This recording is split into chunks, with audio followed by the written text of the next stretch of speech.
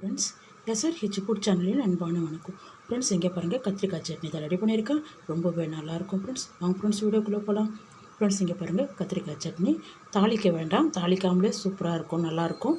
இங்கே பாருங்கள், உங்களுக்கு தாளிப்பு வேணும்னா கடுகு, கருவேப்பிலை, எண்ணெய் விட்டு தாளித்து கொட்டிக்கலாம். அவ்வளோதான் ஃப்ரெண்ட்ஸ், ரொம்ப சிம்பிள். இங்கே பாருங்கள், நல்லா சூடான சாதத்துக்கு சேர்த்து சாப்பிட்றதுக்கு ரொம்ப நல்லாயிருக்கும்.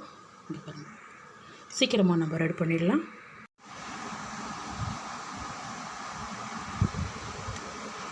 பாருங்கள், சைட் டிஷ்ஷே தேவை இருக்காது. இதில் இருக்கிற வெங்காயத்தையும் சேர்த்து சாப்பிட்லாம். கொஞ்சமாக உருளைக்கிழங்கு பொரியல் தான் ரெடி பண்ணியிருக்கேன். நல்லா சுட சுட சாதத்துக்கு வச்சு சாப்பிட்டா அவ்வளோ ஒரு சூப்பராக இருக்கும். இது பாருங்கள்,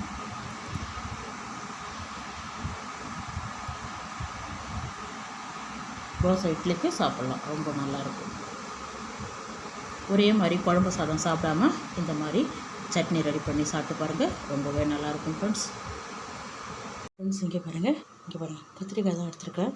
காம்பு பண்ணிக்கிட்டு சின்ன சைஸாக கட் பண்ணிக்கலாம். 2 தக்காளி, ஒரு 5, 6 பச்சை மிளகாய். தண்ணியில் போட்டு வைங்க, கத்திரிக்காய் கலர் மாறாமல் இருக்கும். 2 டீஸ்பூன் எண்ணெய் விட்டுருக்கேன். பச்சை மிளகாவை கட் பண்ணி சேர்த்து, பூண்டு, முழு பூண்டு தோல் நீக்கி நல்லா வதங்கிட்டு நல்லா வதங்கிருக்கு. 1 டீஸ்பூன் தனியா, இதுவும் நல்லா வதங்கிருக்கு. நல்லா வதங்கிருக்கு. அப்படியே அள்ளி ஜாரில் எடுத்து வச்சுருக்கேன். இங்கே பாருங்கள், அள்ளி வச்சுருக்கேன். ஆறுனதுக்கு அப்புறம் தான் அரைக்கணும். இங்கே பாருங்கள், அதிலே கொஞ்சம் எண்ணெய் இருக்குது. இன்னும் 1 டீஸ்பூன் எண்ணெய் விட்டு பாருங்கள், கத்திரிக்காயெல்லாம் பாருங்கள், இந்த மாதிரி சின்ன சைஸாக நீள்வாட்டத்தில் கட் பண்ணியிருக்கேன்.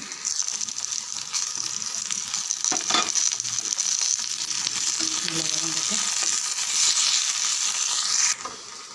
இது பாருங்கள், தக்காளியும் அதே மாதிரி நீள்வாட்டத்தில் தான் கட் பண்ணியிருக்கேன்.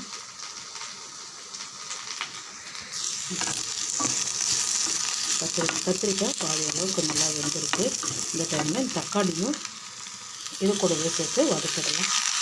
1/2 டீஸ்பூன் மஞ்சள், இந்த கத்திரிக்காய் தக்காளிக்கு மட்டும் உப்பு சேர்த்துக்கிறேன். இதை சேர்த்து நல்லா வதங்கிட்டு, மிதமான நல்லதாக வச்சுருக்கேன். இப்போ நல்லா வதங்கிருக்கு. ஸ்டவ் ஆஃப் பண்ணிவிடுங்க. ஆறுனதுக்கப்புறம் ஜாரில் சேர்த்து அரைச்சிடலாம். இங்கே பாருங்கள் ஃப்ரெண்ட்ஸ், ஒரு சின்ன நெல்லிக்காய் சைஸுக்கு புளி தண்ணியில் ஒரு 10 நிமிஷத்துக்கு முன்னாடியே ஊற வச்சுருக்கேன். இந்த புளியை எடுத்து நம்ம அரைச்சிடலாம். நல்லா ஆறிடுது. 1/2 டீஸ்பூன் சீரகம்,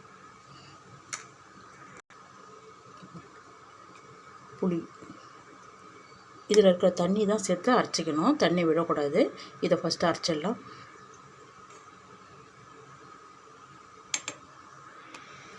இந்த சட்னிக்கு தகுந்த தூள் உப்பு, ஏற்கனவே தக்காளி கத்திரிக்காயில் சேர்த்துருக்கோம், பார்த்து சேர்த்துக்குங்க. இங்கே பாருங்கள், அரைச்சிட்டேன். வதக்கி வச்சுருக்க கத்திரிக்காய் தக்காளி எல்லாம் சேர்த்து ரொம்ப நைஸாக அரைக்க வேண்டாம், குறப்பாக அரைச்சிடலாம். இங்கே பாருங்கள், எல்லாமே அள்ளி வச்சுட்டு கொஞ்சம் கொத்தமல்லி இலை இதுவும் சேர்த்து அரைச்சிடலாம் ஃப்ரெண்ட்ஸ். இங்கே பாருங்கள், அவ்வளோதான். இங்கே பாருங்கள், தாளிப்பு தேவையில்லை, அப்படியே சாப்பிடலாம். கடுகு கருவேப்பிலை சேர்த்து தாளிச்சிக்கலாம். ஒரு பச்சை வெங்காயத்தை கட் பண்ணி அப்படியே சேர்த்து சாப்பிட்லாம். அவ்வளோதான் ஃப்ரெண்ட்ஸ். இங்கே பாருங்கள், ஒரு வெங்காயம் சின்னதாக கட் பண்ணியிருக்கேன். அப்படியே சேர்த்து கலந்து விட்டுடலாம். அவ்வளோதான் ஃப்ரெண்ட்ஸ். இங்கே பாருங்கள், சூப்பரான கத்திரிக்காய் சட்னி. இங்கே பாருங்கள், சூப்பராக இருக்கும் ஃப்ரெண்ட்ஸ். இந்த வெங்காயத்து கூட சேர்த்து சாப்பிட்றதுக்கு சாதத்து கூட ரொம்பவே நல்லாயிருக்கும். இங்கே பாருங்கள், வாங்க ஃப்ரெண்ட்ஸ், சாப்பிட போகலாம். ஃப்ரெண்ட்ஸ், இங்கே பாருங்கள், சூப்பரான கத்திரிக்காய் சட்னி தான் ரெடி பண்ணியிருக்கேன். ரொம்பவே நல்லாயிருக்கும் ஃப்ரெண்ட்ஸ். இந்த வீடியோ பிடிச்சிருந்தா லைக் பண்ணுங்கள் ஃப்ரெண்ட்ஸ். Thank you friends.